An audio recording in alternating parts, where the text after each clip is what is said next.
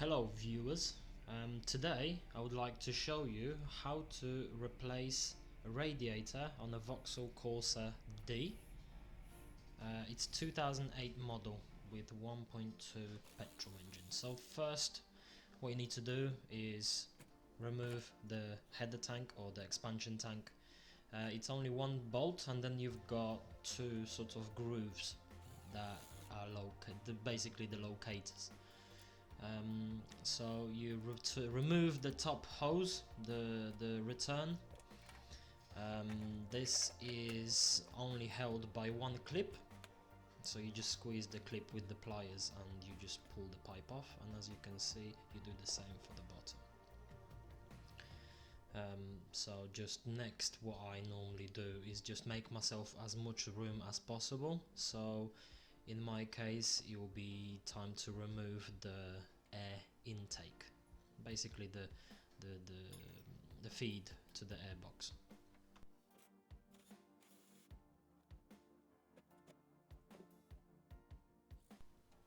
So once you remove the feed to the airbox, you can remove the 4 screws that are holding the top part of the bumper, because unfortunately you have to remove the bumper. So this next part, you've got a little tab that you need to press, and then you lift the whole plastic tray up. Basically it's holding the fan. It's like a tray with the fan bolted to it, so if you press the pin, the little plastic tab, you lift the whole part up like you've just seen, and you do exactly the same on the other side, which I'll do right now. There you go, and now you can lift the whole fan unit up. You can use cable ties to cable tie that away, so you'll have basically more space.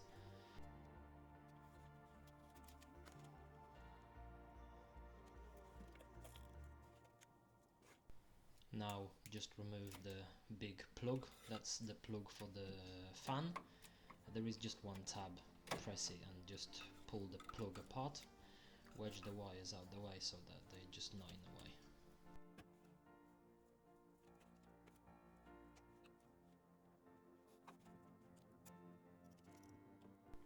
So this next part, I'm using my mole grips to squash the P-clip or spring clip, however you want to call it. Or you can use a screwdriver or anything like I'm using now, and you can just basically pry off the pipe off the radiator.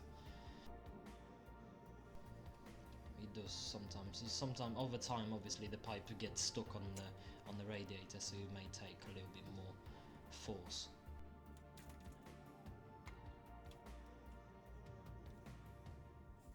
In wheel arches on both ends you've got 2 Torx screws each, at least in my case. Maybe you will have more, but I doubt. So it's just 2 screws here, and you can just pull the bumper away like I did. Then if you go underneath, in my case I had three, I think, as far as I remember, there was 3 screws that were holding the bumper from underneath.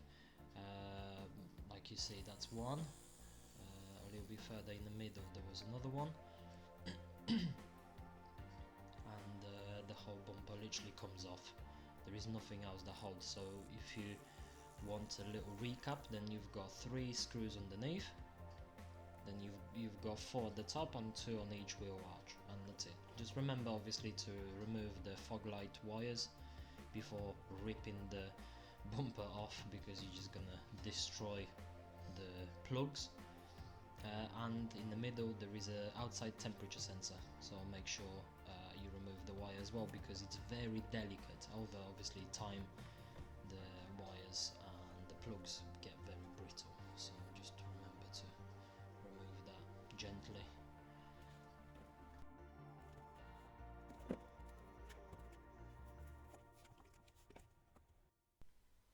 So right now I'm removing the radiator for my aircon. Well, obviously if you don't have aircon you won't have the radiator, but if you do, then the radiator is held only by a couple clips. So you've got clips on the left hand side, which you press the little tab and the radiator is free, and on the other side, I'll show you that later further on in the video how to install it. You will see there is like a little slot where you just attach the radiator and you just click it in, and that's it. Now I'm removing the little plastic cover on the side because obviously the radiator is not filling up the whole front of the car.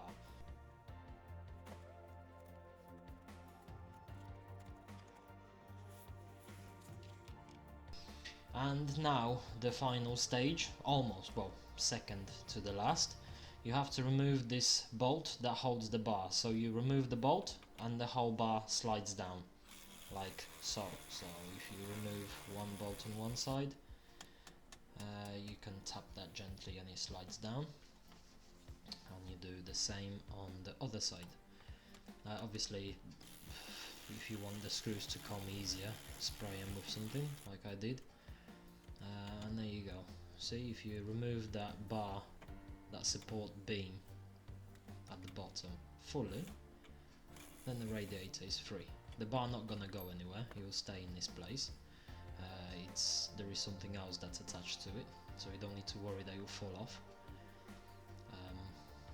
But yeah, if you remove the bottom bar completely, the radiator will be almost free to go. There will be one more thing to do, which I'll show in a second.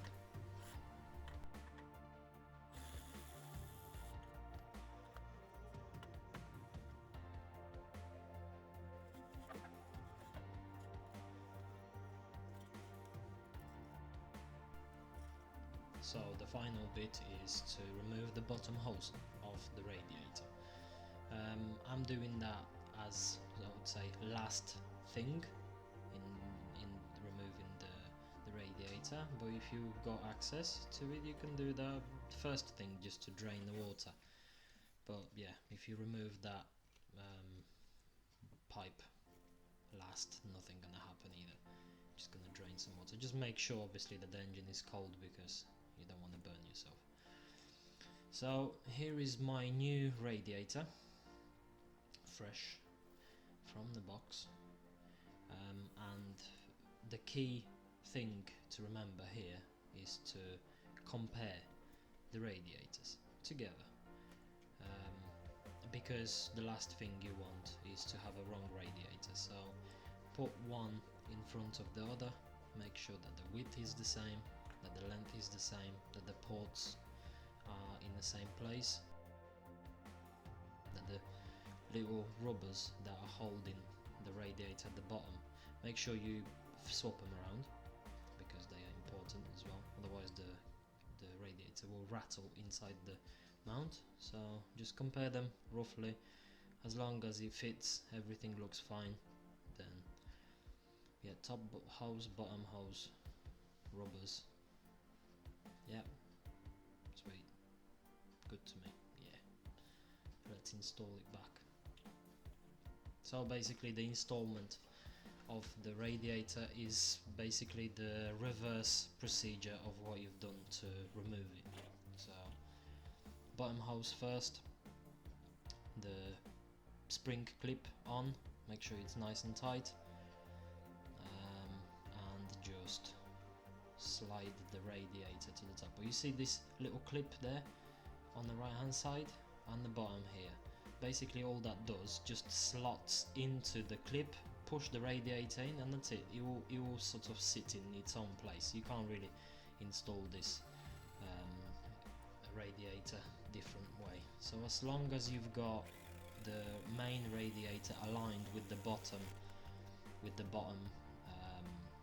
bar, and on the other side, and at the top, because at the top there is a slot for the rubbers, you can tighten up the two bolts. So as you can see, as you tighten up the bottom bolt, it goes into its own spot, and that's it. You won't move. There you go, secured, sweet. Now, leave me alone. So now you've got,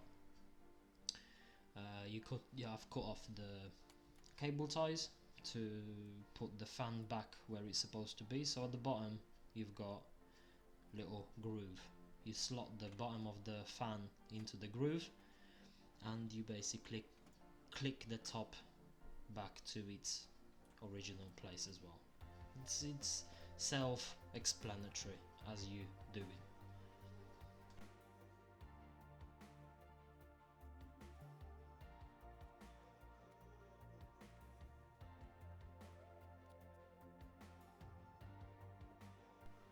So now I'm just aligning the water pipes and just attaching them to the brackets where they're supposed to be and getting everything ready for the header tank or the expansion tank. So first, well, I've put the little hose first, but it don't really matter. One hose, the bottom hose, slot the expansion tank in its place and just secure it with one screw at the top.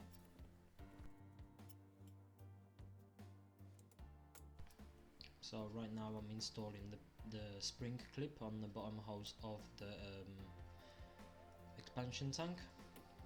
So I'm using more grips because it's easier. You just clamp it down and you hold, so that's what I would suggest you doing as well. Yeah, and that's it. It's almost ready. I think there is one more hose that I need to do, and it's the top radiator hose, which I didn't touch yet. So at this stage you can start filling up the system with antifreeze. Obviously before you do that, do your final check that the top hoses, the bottom hoses, all the clips, whatever else you removed, everything is in its place, so that it doesn't leak later. So I'm just always doing that final check that I've bolted everything up. I'm just going through all the stages, so when I'm actually happy with that, time to fill it up.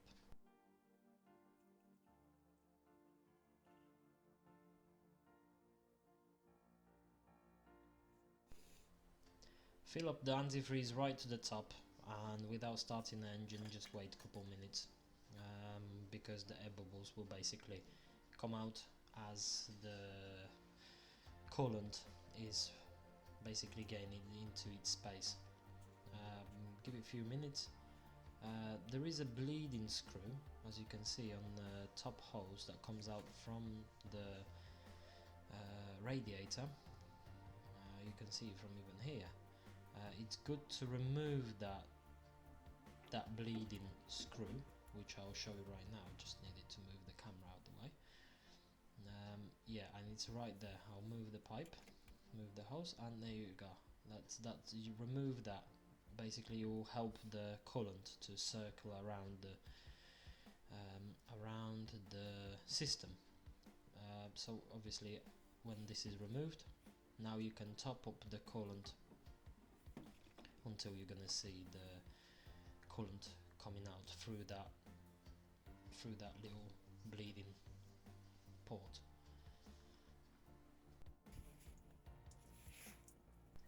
So here the level is correct because you can see that the coolant is coming out. Just put the screw back on, tighten it up gently with the screwdriver, and at this stage you are ready to start up the engine. Let it idle until it warms up.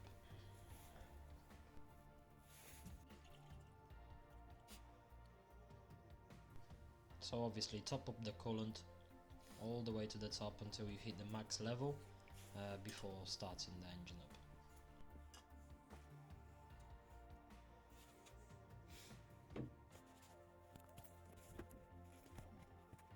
And here you go. Start the engine up.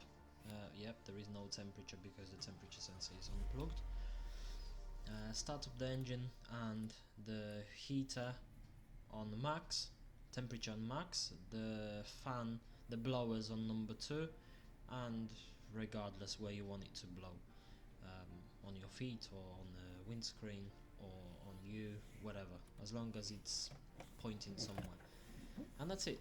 Leave it running, and just observe how the coolant goes down. Obviously, if it does go down, which it will, because the water pump is spinning, it pushes the coolant all around, so it's good to just maintain the right level. So I'll just say just over max, because as soon as the bubbles start popping, the level go down. Over here you can see that the bumper is already fitted. I'm just putting the 4 screws at the top, and that's it really. Just wait now with the opened cap until the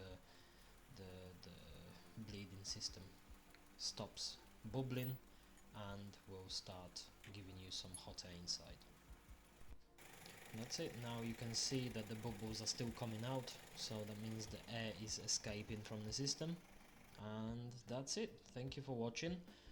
If you liked the video, it was helpful, thumbs up to feed the algorithm. Comment, subscribe, that will definitely help me to build my channel up. And yeah, if you've got any questions, please ask in the comments below. And in the meantime, see you on the next video.